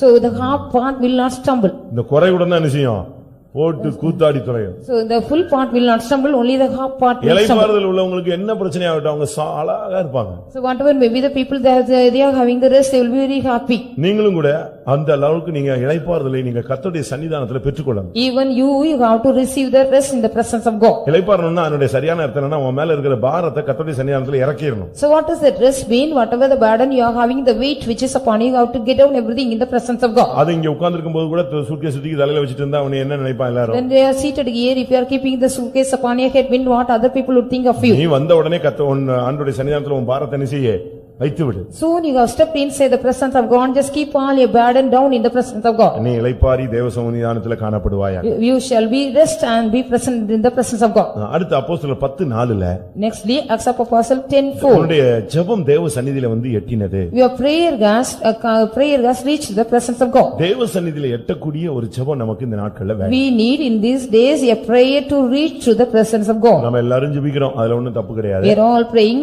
nothing wrong. ஆனா இந்த ஜெபத்துல எவ்வளவு தேவ சந்நிதியில உள்ள ஜெபமா இருக்கும்? So how many of the prayers are just going and reaching the presence of God? நாம் பண்ண ஜெபங்கள்லாம் அங்க போய் சேர்ந்துச்சுன்னு நினைக்கிறீங்களா? Do you think so? What are the prayer we have offered, everything has reached there? ஆண்டவருடைய சன்னிதானத்தில் போய் சேரக்கூடிய அளவுல உங்களுடைய ஜெபம் இருக்கா? Whether your prayer is in that manner, it is reaching the presence of God. காலையில 4 மணிக்கெல்லாம் 3 மணிக்கெல்லாம் அவனுடைய ஜெபம் அங்க ஏறிறணும், மேல ஏறிறணும். So morning 3 o'clock or 4 o'clock, your prayer has to ascend up to the heaven. Ticket எடுக்கணும்னா கரெக்ட் டைத்துக்கு முன்னால போய் நிக்கிறீங்களே, அதே போல ஃபர்ஸ்ட் பரலோகம் அந்த அதிகாலையில் என்னை தேடுகிறவன் என்னை கண்டடைவான்னா ஃபர்ஸ்ட் பெட்டிஷனா உன் பெட்டிஷன் போய் என்ன செய்யணும், துதி போய் விழணும். You would like to take the ticket, you are also going before the time. Likewise, your praise also go first of all to the presence of God. So those who seek me early, they shall find me. வெயில் ஏறின பிறகு மன்னாவை போல் நீங்கள் பொறுக்க போனால் மன்னா என்ன செய்யாது, இருக்காது. After the sunlight just arises, if you want to go and just pick up the manna, you will not find anything. ஏன் தெரியுமா? Why you do know? அது என்ன ஆயிடும்? What would happen to the manna? வெயிலுக்கு melt ஆயிடும் அது. So it will be melted away in the sunshine. அவ்வளவுதான். That's all. அதுக்கு பிறகு அன்னைக்கு முழுசு நீ பட்னியா சுத்தணும், இல்லன்னா எவனாவது வாங்கி வச்சிருக்கானா அவன் வீட்டுல போய் நீ பொறுக்கி இல்லன்னா இறந்து திரிய வேண்டும். So after that you have to go with all starving, or else if anybody has gathered me, you have to go and beg from other house. அதுபோல Likewise. கர்த்தருடைய சன்னிதானத்துல காலையில நீ தேவ சமூகத்துல கிடக்கணும். So in the presence of God early morning you have to sit. ஒரு சிலர்ல நம்ம ஆளுங்க வீட்ல எல்லாம் ரொம்ப ஃபெய்த்தம் விட ரொம்ப ரஃபா கொண்டு போறாங்க. Some people even than the faith they are taking very roughly the morning praising. அவங்க பிள்ளைகளை எல்லாம் கட்டாயப்படுத்தி எழுப்பி உட்கார வச்சு பண்ணிறாங்க. எழுப்பி உட்கார்ந்துட்டு அதுக்கு பிறகு தூங்குது பாருங்க, அதுதான் அடுத்த விசேஷம். That is the next speciality. After getting up they are just sleeping. ஆனா அவங்களுடைய ஆத்மாவுல ஒரு திருப்தி என்னன்னா எழும்பியாச்சு. So what is the satisfaction in their soul? They have got up. ஆனா நான் சொல்றேன், உன்னுடைய ஜெபம் எங்க போய் நிக்கணும்? But what I say, ஜெப வாழ்வு தேவ சந்நிதியில போய் நிக்கணும். அந்த அளவுல உன் பிரேயர் லைஃபை நீ பிக் அப் பண்ண you have வேண்டியது. to pick up your prayer life so that your prayer has to go reach the heaven and the presence of God. நீ இந்த நாட்களிலேயே நல்ல ஜெபத்துல நேரத்தை கழியுங்க. In these days you have to spend your time well in the ஒருவேளை prayer. முழங்கால முடக்கி மணிக்கணக்கா உனக்கு இருக்கிறதுக்கு டைம் இருக்காது. Perhaps you will not find time to kneel down as well as be in the prayer. டிராவல்ல இருக்கும்போது ஸ்தோத்திரம் பண்ணிட்டே When you are in the travel you can go and praise and praise. நீங்க அப்படி பழகணும். Likewise you need practice. நான் அப்படிலாம் practice பண்ண ஒரு காலத்துல. Likewise once upon a time I got a practice too. சென்னையில எல்லாம் இருக்கும்போது ரொம்ப தூரம் இருக்கும் ஃபைத்தம். எல்டர்ஸ் பிரேயர் வந்துட்டு பஸ்ல ஏறினா 4 மணி நேரம் 5 மணி நேரம் ஆக்கிடுவாங்க. When I was in Chennai there was also I got to go for a long distance and the elders prayer 4 or 5 hours it may be. ஒரு ஸ்டாப்ல இருந்து இன்னொரு ஸ்டாப் போற வரைக்கும் ஸ்தோத்திரம், ஒரு பாயிண்ட்காக ஸ்தோத்திரம் பண்ணிட்டே from one stop to another stop I will be going on praising for one point. இல்ல 2 நிமிஷத்துல மறந்து போயிடும் திடீர்னு. Within 2 minutes it will be some time for that. ஸ்தோத்திரம் திருப்பி அந்த பாயிண்ட்க்குள்ள வர்றது. Again we will come back, I will come back to the same point. இந்த பஸ்ல உள்ள சத்தம், பஸ்ல உள்ள ஆளுங்க, ரோட்ல உள்ள சீனரி இதெல்லாம் பார்த்த உடனே திடீர்னு போயிடும். திரும்ப ஐயோ பஸ் ஸ்டாப் தாண்டிடுச்சு, இனிமே அடுத்த ஸ்டாப் வரைக்கும் ஸ்தோத்திரம் மட்டும். இப்படியே விடாம பண்ணி தான் அந்த பிராக்டீஸ் கொண்டு வரணும். Continuously without leaving there, going on just bringing that practice by so after seeing the people this bus and that bus and the scenery and உட்கார்ந்த உடனே எதை பார்க்க ஆரம்பிச்சிரோம்? So after getting inside the bus, after seated there what we are trying to see. அங்கதான் பஸ்க்குள்ள 7 பிசாசை மாட்டி வச்சிருக்காங்க. So we are in the bus, we are also just நமக்கு mind இப்ப அதுல போயிருது. So our mind is going in the television what is there. வீட்ல போய் பார்க்கல, எங்கேயும் பார்க்கல, நான் பஸ்ல அவன் மாட்டிருக்கானா என்ன பண்றது? So what I could do only in the bus, they are giving this facility, I have not seen in the house or anywhere. நீங்க யோசிச்சு பாருங்க. Yes, you think of that. கர்த்தருடைய சந்நிதியில உங்களுடைய ஜெபம் இருக்கணும். So your prayer has to be in the presence of God. அல்ல உங்களுடைய பிரேயரை நீங்க பிக் அப் பண்ணிட்டே இருக்கணும். ஸ்தோத்திரம் பண்ணிட்டே, ஒரு வேலை செய்யும் கூட நீ ஸ்தோத்திரம் பண்ணிட்டே இரு. When you do some work also go on praise the Lord God. இடைவிடாமல் ஜெபம் பண்ணுங்கள்னா அதோட அர்த்தம் என்ன? What is you got to pray without ceasing? What is the meaning? அப்படி என்ன அர்த்தம்? What is the meaning of that? இடைவிடாமல் ஜெபிக்கிறதுங்கிறது நீ விடாம ஸ்தோத்திரம் பண்ணிட்டே இருக்கறதா. ஒரு பாயிண்ட வச்சிட்டு அது ஒரு டைம் வரைக்கும் ஒரே ஸ்தோத்திரம், அது ஃபுல்லா எதுக்காக போயிரணும்? ஒரு காரியத்துக்காக போய் சேர்ந்து. Continuously you can also go on praise for one point, that is like praying without ceasing. அடுத்து 1 hour ஒரு பாயிண்ட் வச்சுக்கோ. அதுக்கு அந்த நேரத்துல உனக்கு ஞாபகத்துக்கு வரும்போது பண்ற ஸ்தோத்திரம் எல்லாம் எதுல போய் சேர்ந்துறணும்? அந்த அக்கவுண்ட்ல போய் சேர்ந்துறணும். Next 1 hour keep another point, just whatever things you remember go on praise that it has to go on reach. இப்படியே நீங்க பிராக்டீஸ் பண்ணாதான் நீங்க ஒரு ஜெபாலயமாய் மாறுவீர்கள். Only then if you go on practice yourself you shall be like the prayer synagogue. இப்படிப்பட்ட ஆளத்தான் கொண்டு போய் அங்க வச்சா அவன் கர்த்தரை துதிச்சிட்டே இருப்பான். Such a person if they are going and place in the coven they will be going on praising God. அப்போஸ்தலர் 10:31ல பார்க்கும் பொழுது Acts of Apostles 10:31 உன்னுடைய தான தர்மங்கள் தேவ சந்நிதியிலே காணப்பட வேண்டும். Your alms and charities and prayer it has to come to the as a memorial. இது ஒரு ஹெல்பிங் ஹேண்ட் மினிஸ்ட்ரியை காண்பிக்கிறது. This shows about the helping hand ministry. நீங்க நான் சொல்றேன், நீங்க சம்பாதிச்சு பணத்தை சேர்த்து வச்சு இருக்கிற சந்தோஷத்தை காட்டிலும் மத்தவங்களுக்கு உதவி செய்யறதுதான் உண்மையான சந்தோஷம். So what I want to tell you, the joy what you are also just earning and saving the money, so what you help others, that is a great joy. அதை ஒத்துக்கொள்றவங்க அல்லேலூயா சொல்லுங்க பார்க்கலாம். So agree with that, say hallelujah. உங்களுக்கு அந்த practice இருந்தா வந்துரும், சத்தமா கத்திடுவீங்க. If you have the practice you will shout aloud. அதாவது உங்களுடைய வாழ்க்கையில நீங்க கோடிக்கணக்குல சம்பாதிச்சு சேர்த்து வைக்கும்போது ஏப்பா இவ்வளவு இருக்குன்னு சந்தோஷப்படுறீங்களா? இத காட்டிலும் ஒருத்தனுக்கு 100 ரூபாய் கொடுக்கும்போது அவன் சந்தோஷமா போறான் பாருங்க, அதுதான் உண்மையான சந்தோஷம். Whatever there is if you may be having the great joy when you also earn money, crores of millions of money you will be saving that. So when you give 100 rupees to other man, that will be the great joy. என்னைய கேட்டா, if you are ask me, என்னைய கேட்டால், அத பைபிள்ல கேட்டால, என்னை கேட்டால் என்ன கேட்டா நான் என்ன சொல்லுவேன் தெரியுமா? If you are just suppose you approach me, தசமபாகம் எப்படி கொடுக்கறியோ அதே மாதிரி இன்னொரு தசமபாகம் எங்க போணும்? ஏழைகளுக்குன்னு போகணும். What you are giving the tithe, likewise the other portion of the tithe has to go to the poor people. இது கொஞ்சம் டஃப்பான பிரசங்கம். It's a tough message. சும்மா உங்களுக்கு நீதிகள் உங்களுடைய கணக்கு பெருகும்படி சொல்லுகிறேன். So in order to just multiply your account, I say so. Pavul அப்படிதான் சொல்றாரு. Paul speaks likewise. தான தர்மங்களை பத்தி பேசும்போது when he was speaking about the alms and charities, உங்கள் கணக்கு பரலோகத்தில் பெருகும்படி நான் இதை சொல்லுகிறேன். I want to tell you about your account has to be multiplied in heaven. அப்படி இருக்கா வசனம்? Is that any word of God? உங்கள் கணக்கு பெருகும். பிலிப்பியர் கடைசி 4:17. உபகாரத்தை நான் நாடாமல் உங்கள் கணக்குக்கு பலன் பெருகும்படியே நாடுகிறேன்.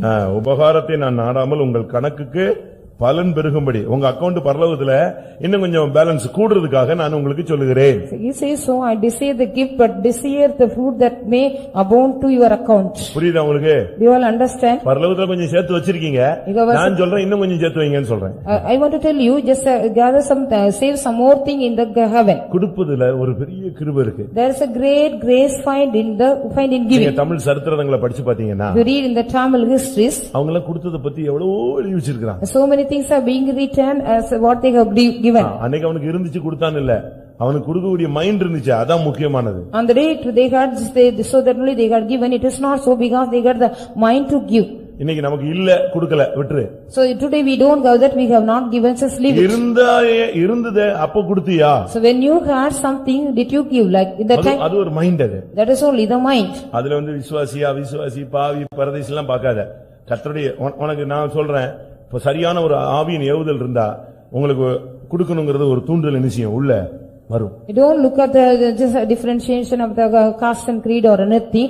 If you are having the right spirit in you, automatically you will be getting the mind to give. அதுக்காக for their sake, உன்னிடத்தில் இல்லாத போது கடன் வாங்கி கொடுக்க கூடாது. when you don't have that, don't go and borrow money and give. உன்னிடத்தில் இல்லாத போது நீ மற்றவன்ட்ட வாங்கி கொடுக்க கூடாது. So when you don't have the money, go and lend the money from other fellows and don't give. உன்னிடத்தில் இல்லாத போது இன்னொருத்தனை கையை காட்டி அவன்கிட்ட போய் வாங்கிட்டு வான்னு சொல்ல கூடாது. So when you do not have the money, you should not find out another person to go and get the money from give. மற்றவங்களை கொடுக்கும்படியா நீ வற்புறுத்தவும் கூடாது. You should not compel other people to give that. கடன் வாங்கி கொடுக்க கூடாது, மற்றவன்ட்ட கைமாத்து வாங்கி கொடுக்க கூடாது. உன்கிட்ட இருந்தா கர்த்தர் அனுமதிச்சா ஏவுதல் கொடுத்தா கொடு. If you are having the money or if you are having the mind to give that, the Lord God gives you that urge you to say means give. எல்லாவற்றுக்கும் மேலாக more than all, கொடுத்ததை யாருக்கும் சொல்லவும் கூடாது. don't say to anybody what you have given. அதுதான் ஒரு பெரிய பாக்கியம். That is only very great blessed experience. பைபிள்ல அப்ப கொடுத்ததெல்லாம் எழுதி வச்சிருக்கா, நமக்கு திஷ்டாந்தங்களுக்காக எழுதி வச்சிருக்கா. For our sake the examples it has been written what they got given. நம்ம வந்து அதுல வளர்ச்சி அடையிறதுக்காக தான் அந்த இன்சிடென்ட் என்ன செஞ்சிருக்கு எழுதி வச்சிருக்கு. That events are being mentioned in the Bible because we have to grow in that. நீங்க அந்த அளவு பிராக்டீஸ் பண்ணணும். In that level you need such practices. அவன் பாருங்க, அவன் கொர்நேலியு எவ்வளவு தான தர்மம் பண்ணிருக்கான்.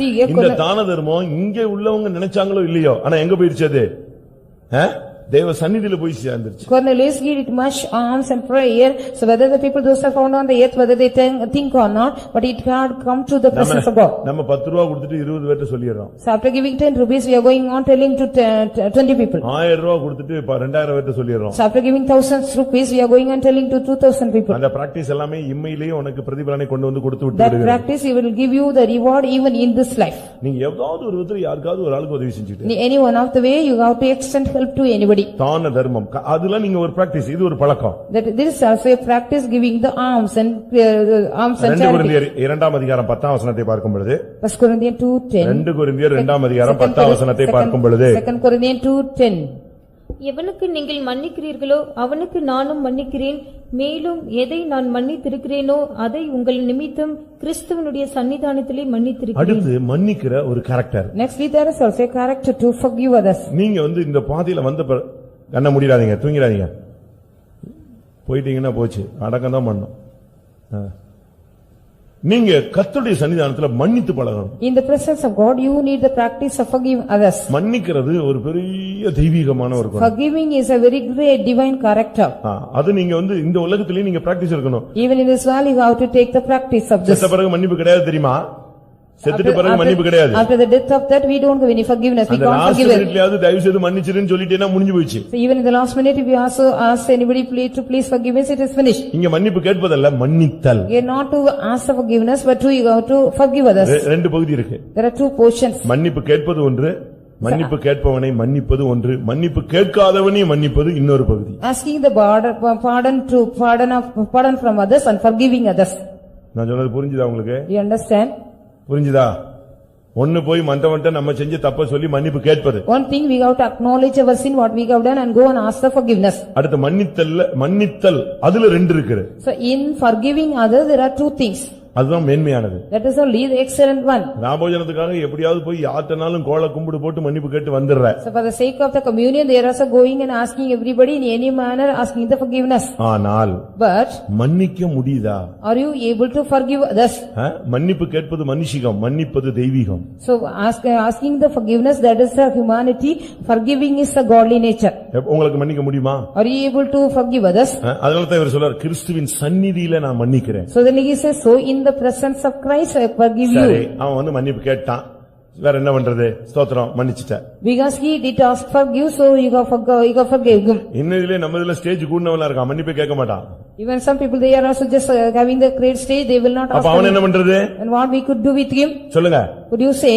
அவனை என்ன செய்யணும்? அவன் மன்னிப்பு கேட்காட்டாலும் அவனுடைய காரியத்தை சொல்லி கர்த்தாவே என்னை இப்படி பண்ணிட்டான், அவன் மன்னிப்பு கேட்கல பரவாயில்ல, ஆனாலும் அந்த சகோதரனை மன்னிச்சிருமா ஆண்டவரே, நானும் மன்னிச்சிரேன். You got to pray to the Lord God, he has done likewise, even though he is not asking any sorries, that I am just totally forgiving. இதுதான் கிறிஸ்தவத்தின் பூரணம். That is only the perfection of Christianity. இதான் சிலுவையில ஸ்தேவா இயேசுவும் செஞ்சாரு, கல்லெறிந்து கொல்லப்படும் பொழுது ஸ்தேவானும் செய்தான்.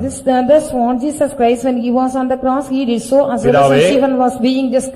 பிதாவே, இவர்கள் யாராவது வந்து மன்னிப்பு கேட்டானா? ஒருத்தன மன்னிப்புக்கல. ஆனா அவர் சொன்னார், பிதாவே இவர்களை அறியாமல் செய்கிறார்கள் மன்னி. Father, they do without knowing. அப்படிதானே சொன்னாரு?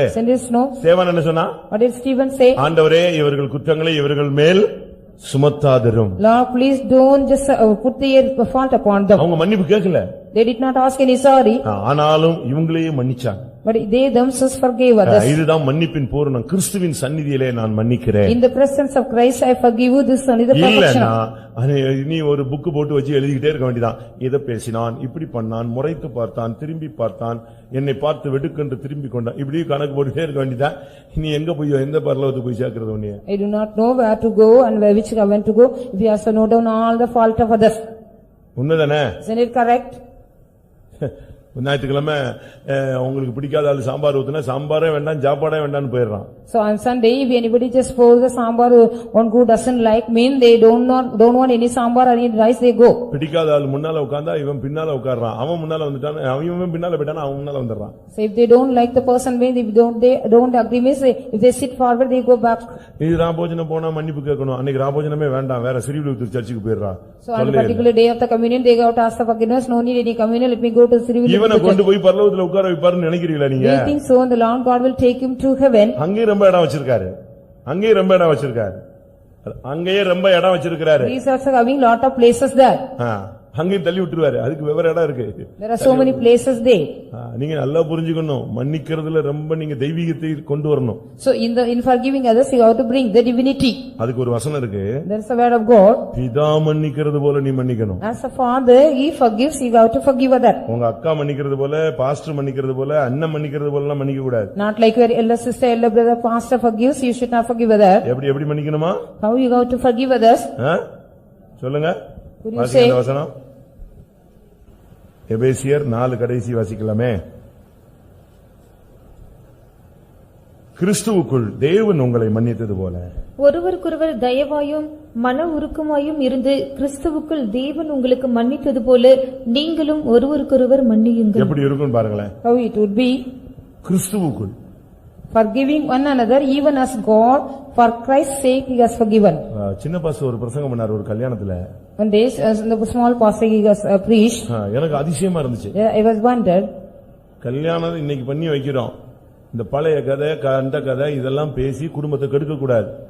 முந்தைய காலங்கள்ல உள்ள பேச்சு, அங்க பாத்தியா இங்க பாத்தியா, அதை பேசினியா இதை பேசினியா, இதெல்லாம் கேட்க கூடாது. இருந்தாலும் சரி இல்லாவிட்டாலும் சரி அதை பேசக்கூடாது. இருந்தாலும் கூட இன்னைக்கு கர்த்தருடைய சன்னிதானத்துல அதை மன்னிச்சிட்டு தான் நீ வாழ்க்கையை தொடங்கணும். Today we are uniting you in the wedlock the wedding. So to get after, you should not speak all the old stories of you and should not separate that family whether you are having the problems of old or not. அங்க உள்ளவங்களுக்கு touch ஆச்சோ இல்லையோ எனக்கு touch ஆயிடுச்சு. Whether it is touched the people those who are there, I was அந்த touched. Chapter close பண்ணிட்டு தான் நீ வாழ்க்கையை தொடங்கணும். So we have to complete the chapter and close the chapter and start a வாழ்க்கை new life. தொடங்கும் போதே ஒரு மன்னித்தலோட நீ தொடங்கணும். When you start the life with a forgiveness, you must start. நீங்க மன்னிப்பீங்களா? Will you forgive?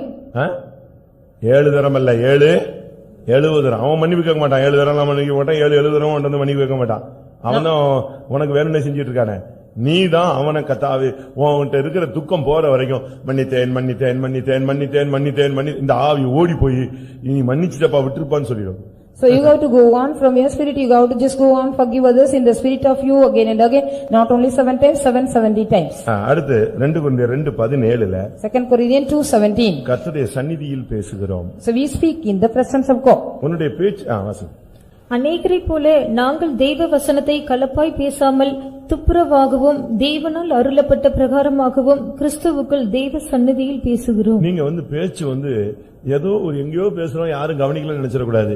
கர்த்தருடைய சந்நிதியில உன்னுடைய பேச்சு இருந்து பழகணும். Your speech has to be in the presence of God. You should not think somebody has not listened, you are speaking somewhere. நீ ஆபீஸ்ல இருந்தாலும் தேவ சமூகம் இருக்கு. Even though you are Office. even in the office, you are having the presence of God. அப்படிதானே? Isn't it so? நீ எங்க போனாலும் கர்த்தர் உன்னோடு கூட இருக்கிறார்னா மரண இருளின் பள்ளத்தாக்குல போனாலும் அங்கே யார் இருக்கிறா? தேவரீர் என்னோடு கூட இருக்கிறீர். Wherever you are, the Lord God is with you. Even though you are walking in the shadow of the valley of death, the Lord God is with us. ஒருவர் பேசிக் கொள்வார்கள். They shall speak one to another, the Lord shall hear them. அவனுக்கு காது கேட்க இல்லையோ அவருக்கு காது கேட்கும். So whether they hear or not, the Lord shall hear. நீங்க பேசுறது அவனுக்கு என்னம்மா இவர் சொல்லுவார் நீ தான்ப்பா பேசியிருக்க சொல்லுவார். So the other person will be asking what you have talked, but the Lord God would say you have talked this. அப்போ கர்த்தருடைய சந்நிதியில நீ பேசுகிறாய். So you are speaking in the presence of God. எப்படி இருக்கும் உன் speech? How will be your speech? உன்னுடைய விடன் வேலையாட்கள்ல உன்னுடைய பேச்சு எப்படி இருக்கு? How is your speech in the fellow workers of you? நீங்க பாட்டுக்கு என்னத்தையாவது பேசி விட்டுறீங்க. You are speaking something. ஆனா அதுல உள்ள ப்ராப்ளம் யார டீல் பண்றது? So who will deal the problems of that? அவங்களுக்கு காது கேட்கல. சவுண்ட் இத கொஞ்சம் கூட்டு. கர்த்தருடைய பரிசுத்த நாமத்துக்கு மகிமை உண்டாவதாக. Glory be to the holy name of the Lord.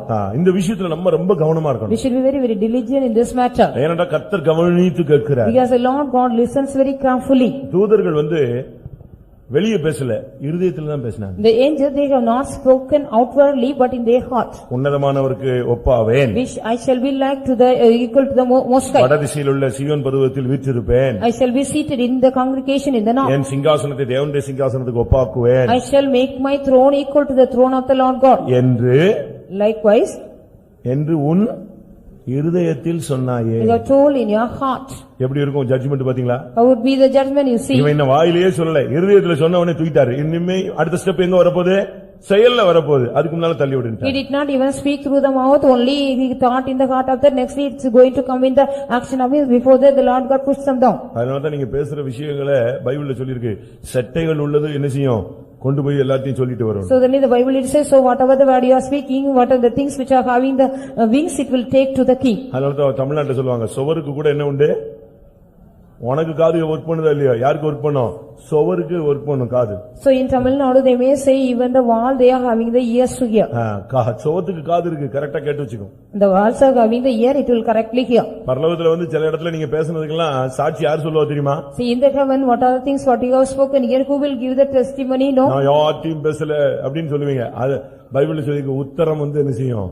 சாட்சி சொல்லும். You will be saying I have never spoken to anybody. The beam of the house it will come and tell the நீ இருந்த வீட்ல உள்ள உத்தரம் ஃபேன் லைட் சாட்சி சொல்லும். ஆமா இவன் ரூம்ல பேசினா நான் கேட்டேன். யாரும் கேட்கல, நான் தான் கேட்டேன், நான் மட்டும் தானே இருந்தேன்.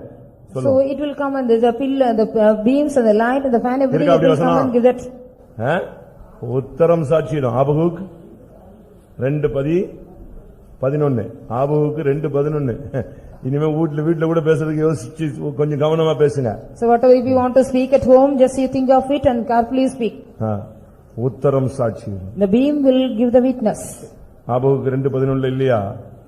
கல்லு சுவரிலிருந்து கூப்பிடும், உத்திரம் மச்சிலிருந்து சாட்சியிடும். மச்சிலிருந்து சாட்சி சொல்லும். ஆமா நான் பார்த்தேன், இந்த வீட்ல தான் இருந்து இப்படி எல்லாம் பண்ணா, இப்படி எல்லாம் பேசினான்னு. From the upper house this beam will be speaking likewise only he has spoken everything. அடுத்து 1 தீமோத்தேயு 6:14 பார்க்கும் பொழுது 1 Timothy 6:14 சகலத்தையும் உயிரோடு இருக்க செய்யும் அவருடைய சன்னிதானம். It is said about that his presence makes everything to alive. பரலோகத்துல அவருடைய சன்னிதானத்துல மரணம்ங்கற பேச்சே கிடையாது. In the heaven there is no death in the presence of him. வாசிங்க.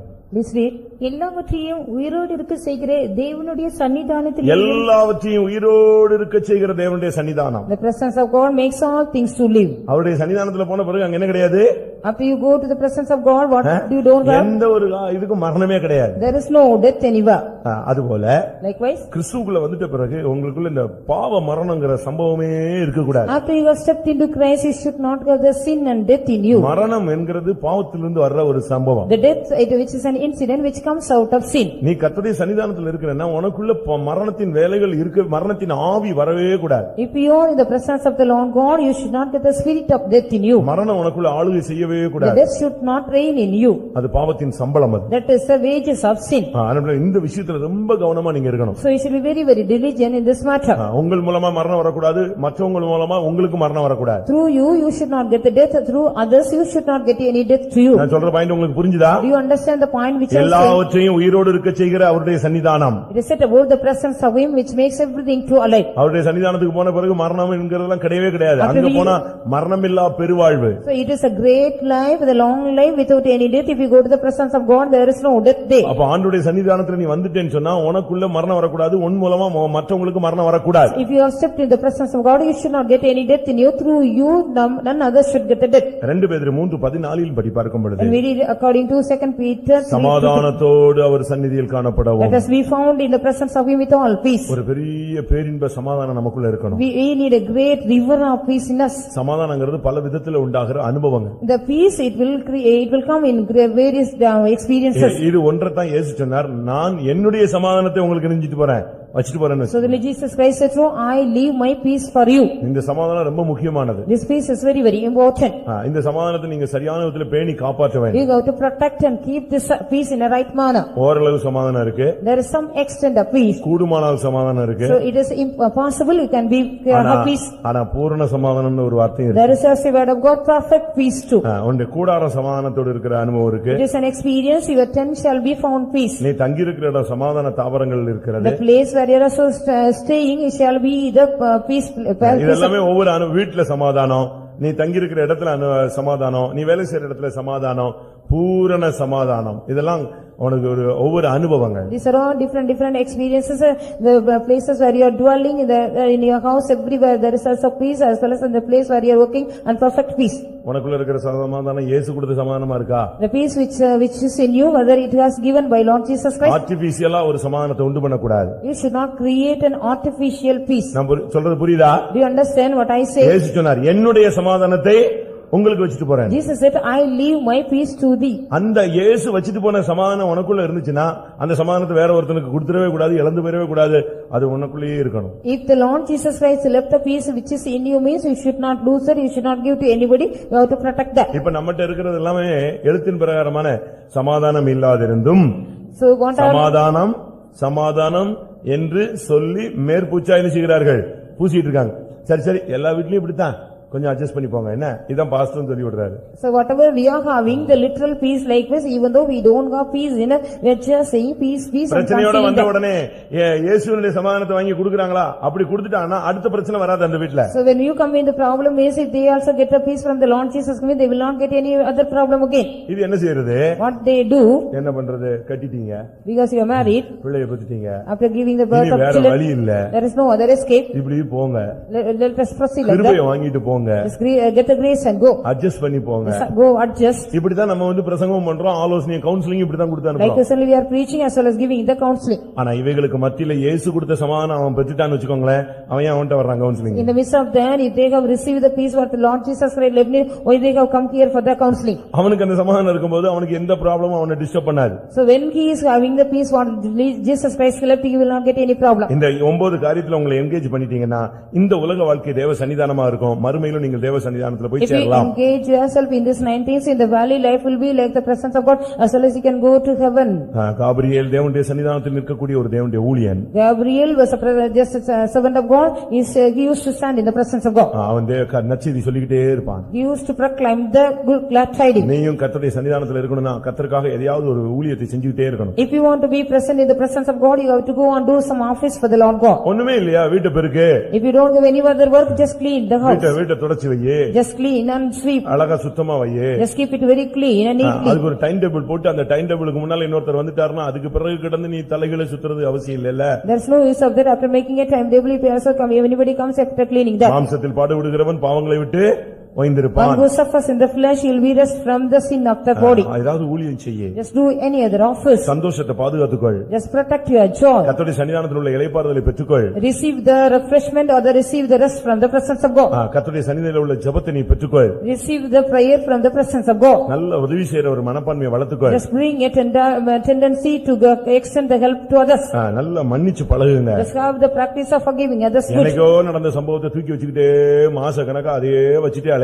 Don't keep the incident which has happened before some months, always carry that. இந்த யானை பகைன்னு சொல்லுவான். They'll be saying the enmity of the elephant. அப்படிலாம் நீங்க வச்சுக்கிட்டே அலைய கூடாது. You should not have such an enmity. நீங்க அதை மறந்துங்க. அவங்க மன்னிப்பு கேட்கணும்னு நினைக்காத. மன்னிச்சிட்டே ஆண்டவரே மன்னிச்சிட்டே அன்னைக்கே அதை தூக்கி குப்பையில போட்டு. Just go and put it in the dust or dunghill, that because I have forgiven them. ஒரு இடத்துக்கு போனா பக்கத்து வீட்டுக்காரன் கல்ல எறிஞ்சு வச்சிருந்தான். அந்த கல்ல தூக்கி வச்சிருக்கான் இவன். So in a place when I went there, the neighbors, they have thrown a stone, he was keeping that. அவனுக்கு அதை பார்க்கும்போதெல்லாம் அவன் மேலதான் என்ன வரும்? Whenever he see the stone, what he would think? அதே மாதிரி இந்த பழைய லெட்டர் பழைய கதைகள் ஏதாவது வச்சிருக்கீங்களா உள்ள? Do you have any old letter or old stories of anything in you? நானும் வச்சிருந்தேன். I have also kept. எனக்கு ஒரு இடத்துல லெட்டர் போட்டாங்க. அது எனக்கு பாஸ்டர் கொடுத்தாரு. அதை வச்சிருந்தேன். திருப்பி ஒரு இடம் ஒரு ஆவி வந்துச்சு. இது எல்லாமே கொளுத்தி எரிச்சிரணும்னு எரிச்சு வச்சிட்டு. So in a place when people they also wrote a letter against me, pastor gave it to me, I kept that. Just after a period, I just put it in the இருக்கிற வரைக்கும் அந்த மைண்ட்ல ஏதோ ஓடிட்டே இருக்கும். அது ஒரு நினைவு சின்னம். It will be having, it is like a memorial, it will be going on in our mind. நீங்க எல்லாத்தையும் தூக்கி குப்பையில போட்டு எரிச்சு விட்டுருங்க. So you have to put everything and just put it in the dust and burn it. கிறிஸ்துவின் சன்னிதானத்தில் மன்னியுங்க. In the presence of God, in the presence of Christ, forgive others. பேச்செல்லாம் கர்த்தருடைய சன்னிதானத்தில் உள்ள பேச்சா இருக்கட்டும். So let all your speech be from the presence of God. மரணத்துக்கு வாய்ப்பு கொடுக்காதீங்க. Don't give room for the death. பூரண சமாதானத்தை காத்துக்கொள்ளுங்க. Protect all your perfect peace. எல்லாரும் கண்களை மூடுவோம். Let us all close our eyes. கொஞ்ச நேரம் முழங்கால் படியிடலாம். Let us all kneel down for a while. ஆண்டவரை நோக்கி நாம் கூப்பிட வேண்டிய ஒரு நேரம். This time we have to call unto the Lord God. எனக்கு ஒரு ஆசை, நாம இங்க தேவ சந்நிதியில வந்துட்டோம், ஆனா மகிமையில தேவ சந்நிதியில போய் சேரணும். I have a desire, we have come in the presence of God, we have to go in the glory to the presence of God. இங்க வந்து எல்லாரும் அங்க போயிட்டாங்கன்னா எப்படி இருக்கும்? So all the people those who come here, we all go there, how it would be. அதுதான் ரொம்ப முக்கியமானது. That is only very important. ஒருத்தர் பாடுறான், இந்தியர்களால் பரலோகம் என்ன செய்யணும்? நிரப்பப்பட வேண்டும் சொல்றான். One said so, and the heaven has to be filled with all Indians. எப்படி இருக்கும்? அப்படி ஒரு அவனுக்கு ஒரு அது ஒரு ஆசை தானே அது. That is also a great desire. அது ஒரு ஆத்தும ரட்சிப்பின் ஆதாயப்படுத்துகிற ஒரு ஆவி. That is a spirit of saving the souls. அதுபோல நாம இப்ப இங்க தேவ சந்நிதியில வந்துட்டோம், இனிமேல் நாம் தேவ சந்நிதியில போய் சேர வேண்டும். Likewise we have come into the presence of God, hereafter we have to go reach the presence of God. இந்த அனுபவங்களை கர்த்தர் நமக்கு தர முடியாது. தேவனை நோக்கி ஒரு விசை கேட்போம். Let us all look unto the Lord God, the Lord has to give this experience to us. அன்றைக்கு இந்த ஒவ்வொரு மனிதர்களுக்கும் இப்படிப்பட்ட அனுபவங்களை தந்தவர் நமக்கும் தர வல்லவராய் இருக்கிறார். The Lord God is able, on the day he has given this experience to each and everyone, he is ready to give us today. Hallelujah, hallelujah. ஒரு 2 நிமிஷம் இந்த பிரசங்கத்துக்கு நீங்க உங்களை அந்த கர்த்தருடைய வார்த்தைக்கு உங்களை சமர்ப்பியுங்கள்.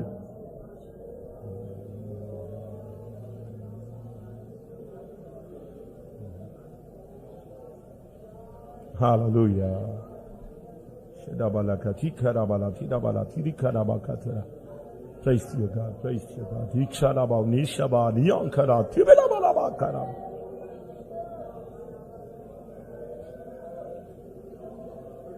Hallelujah, hallelujah, hallelujah. ஆண்டவரே, இங்கே உம்முடைய சன்னிதானத்தில் என்னை வழிநடத்தி இருக்கிறீர் ஆண்டவரே. நான் மகிமையில உம்முடைய சன்னிதானத்தில் வந்து நிற்க வேண்டும் ஆண்டவரே. வழுவாதபடி உம்முடைய மாசில்லாத மகிமையான சன்னிதானத்தில் என்னை கொண்டு வந்து நிறுத்த வல்லவரே, உம்முடைய கரத்தில் என்னை சமர்ப்பிக்கிறேன் ஆண்டவரே.